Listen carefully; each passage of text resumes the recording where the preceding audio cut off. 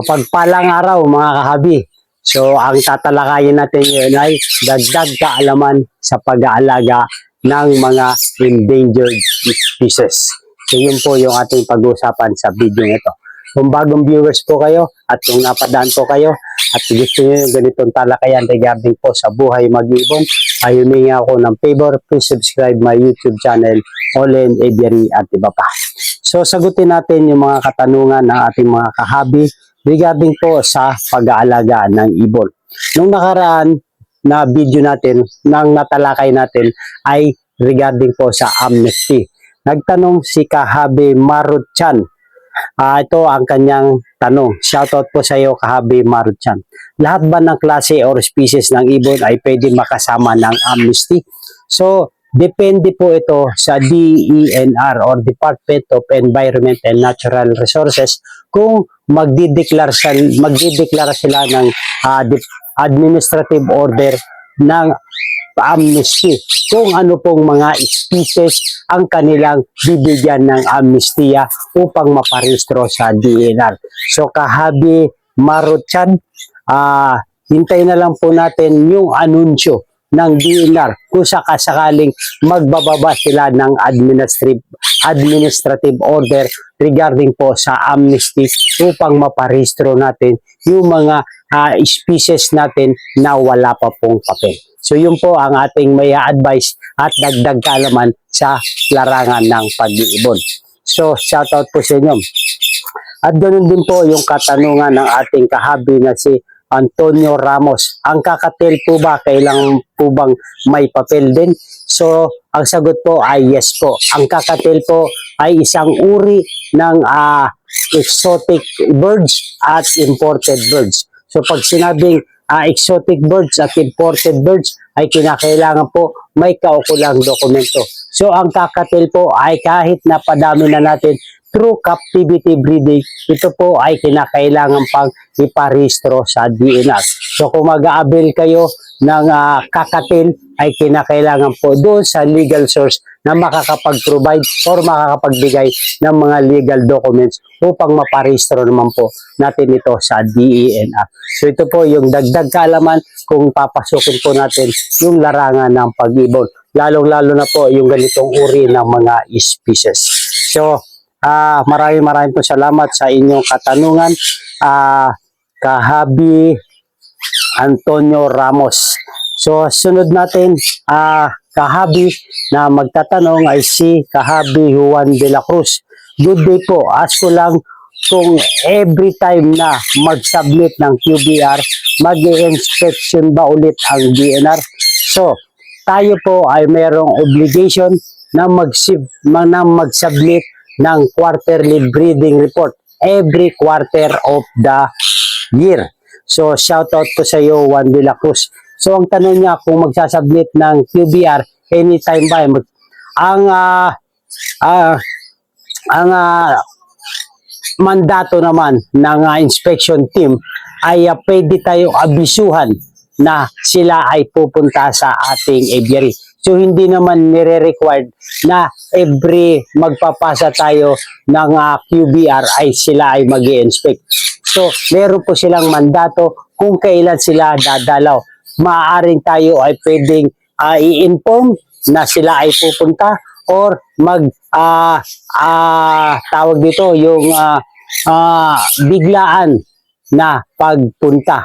So, unexpected visiting sa ating aviary. So, yun po yung kanilang mandato. Hindi po natin alam kung kailan ang kanilang pagbibisita, pero pwede tayong abisuhan through social media, o pwede tayong tawagan, o pwede tayong message, or bigla na lang po silang pupunta sa ating aviary. So, para sa kanilang mandato naman para sa pag-inspection sa ating aviary. So, kung merong araw, oras, hindi po natin alam, sila po ang nakakalam at tayo ay aabisuhan na lang po. So yun po ang mandato ng mga inspection team. So ang tanong din po ng ating kahabi na si Kahabi Basi, isang pares lang sir, ganong kalaking cage. Hindi ba pwede sa mga cage na nabili lang yung medyo malaki lang? So shoutout po sa iyo, Kahabi Basi. So yung kanyang katanungan na regarding po doon sa cages ko sa ating black-headed guy. Dahil sobrang laki nga naman. Ito cages po ay ginamit ko nung una doon sa colony breeding ng aking Indian ringlet.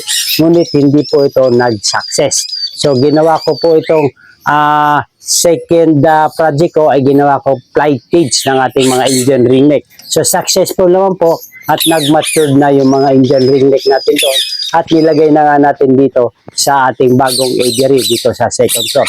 So kung ang tanong niya ay kung pwede naman yung maliit, yes, pwede naman po.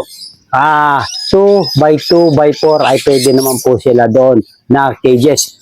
Pero ang sabi nga, mas malaki, mas maganda. Kung wala naman ko kayong available na ganun kalaki, ay yung suggested ko ay 2 by 2 by 4 feet o yung tinatawag na flight cage natin. So yan, pwede naman po sila roon. So kung wala naman kayong ganun kalaki, meron kayong maliit, pwede rin naman. Pero mas maganda kung compatible sila, compatible or comfortable naman sila doon. Pero sa mas malaki, mas maganda. So yun po ang ating dagdag kaalaman doon sa ating pag-aalaga ng ibon. So shoutout po sa iyo, Kahabi Basi. So yung tanong din po na ating kahabi na si Silent Gaming, yung price mo dyan walang papel. Paano pag may papel, magkano? So, ang natanong niya doon sa video regarding po sa presyo ng GCC. So, sa may papel ay depende po ito sa seller or sa breeder kung magkano niya ipipresyo yung kanyang alagang ibon. So, yung presyohan ng ibon po ay hindi po ito stable, wala po itong suggested price. Ito po ay nagre-range depende sa seller or buyer. Kaya meron nga tayo tinatawag ng mga group, community regarding sa mga presyohan ng GCC o yung Green Chick Tenure. Sa ating laman po ay nagbibigay tayo ng mga suggested. Pero hindi po ito fixed. Pwede po itong tumaas, pwedeng bumaba, depende na lang po sa breeder or sa seller. So naman po, kung may papel or wala, hindi po natin masasagot dahil hindi po tayo yung may alagang ibon. Kung meron po akong may pang-out na GCC, yun lang po ay aking maibabahagi. Yung sa presyohan naman po, yun ay ayon sa ating napagtanungan. So hindi ko sinabing yun po ang presyo ng bibili natin. Depende po ito sa seller gibar. Magkaroon lang po tayo ng idea kung magkano ang presyohan ng Green Chick Tenure. So shoutout po sa iyo, Silent Gaming. So, ang tanong din po ng ating kahabi na si JR Conteras. Kahit dalawa po na ibon, kailangan po bang iparegister? At kabilang ba ang ibon na managing sa endangered? Salamat po. Ano pong gawin ko para di makuha ang ibon na ito na pamahal na sa akin? So, nagwo-worry siya dahil meron siyang alagang endangered species. Baka makumpiska. So, sa totoo lang kahabi JR Contelas, kahit isa po na ibon, basta ito ay exotic, imported, ay kinakailangan natin ikuha ng papers. Lalo-lalo na po pag ito ay endangered. So meron din tayo mga local birds o yung nagmula sa atin na kinakailangan pong iparegister din. Kahit hindi ito imported, basta listed as threatened, endangered, ito ay kinakailangan iparehistro sa DNR. So marami po kasi species. Kung babanggitin natin ay hindi po tayo matatapos dahil libo po ito.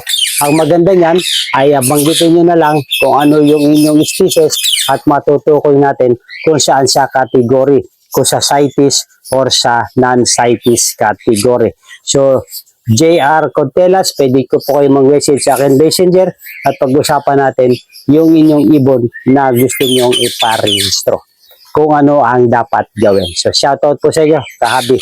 So, mga kahabi, ito po yung ating talakayan ay pagbabahagi lamang atin sa ating mga nakausap, na experience, na encounter at nalalaman patungkol sa mga pag-aalaga ng ibon. Ganun din po yung katanungan ni Larry Almudel. Sir Oleng, tanong ko lang, pag may CWR or Certificate Wildlife Registration, pwede ba magbenta ng kakatel or ALPS 1 at ALPS 2 or alin lang po ba pwede ibenta na pwede sa CWR? Salamat, God bless. So shoutout po Kahabi Larry Almudel. So last week natalakay natin yung pag-share ni Wapa Pets kung sa CWR holder ba ay pwede or allowed magbenta ng mga species. So ulitin ko, pag tayo po ay CWR holder, pwede po tayo magbenta ng mga progenies lamang po ng mga napaanak natin, ng mga naparehistrong non-CITES species. Hindi po kasama ang CITES. Mga non-CITES, halimbawa, Indian ringneck, kakatil, budgerigal, ALPS 1, pinches. Hindi po lahat ng pinches ay non-CITES. Merong mga CITES category din po. So yung mga non-CITES lamang po na mga progenies ng ating naparehistro. Kahit ito po ay non-CITES, pero kung wala naman tayong naparehistro na uri ng non-CITES, ay hindi po tayo pwedeng magbenta. Yun lamang pong mga paanak. Paglilinaw po hindi po yung naparehistro natin ang ibebenta. Yung mga paanak lamang po ng mga naparehistro nating mga non-CITES species. So yun po mga kabi, hope meron tayong mga natutunan regarding po sa talakayan natin sa kung meron or dapat tayong matutunan sa pag-alaga ng ibon. Ganun din po, last but not the least, yung katanungan nating kahabi na si Kahabi Noodles. Nasa magkano po boss magagastos sa ganyang kulungan birds?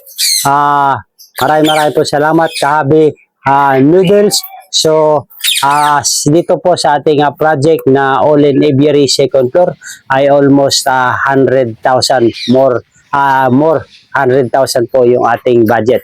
So kung makikita nyo naman po ay lahat po ito ay nagamit ko ay tubular na mga materyales. At ito po ay DIY ko lamang po.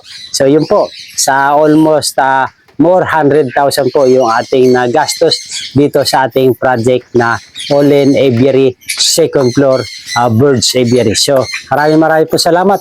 At kung nagustuhan nyo itong talakayan natin mga kahabi, ay humingi ako ng favor, please subscribe my YouTube channel All-in Aviary at iba pa. So shoutout po sa inyo mga kahabi. Maganda ang buhay pag meron tayong kaalaman. So ito po kahabi yung ating bagong DIY aviary project second floor. So ito po yung naitanong ng ating kahabi na si Kahabi Noodles.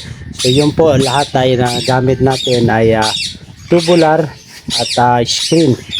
So ang sukat po nito ay 2 meters .70 by 6 meters .80.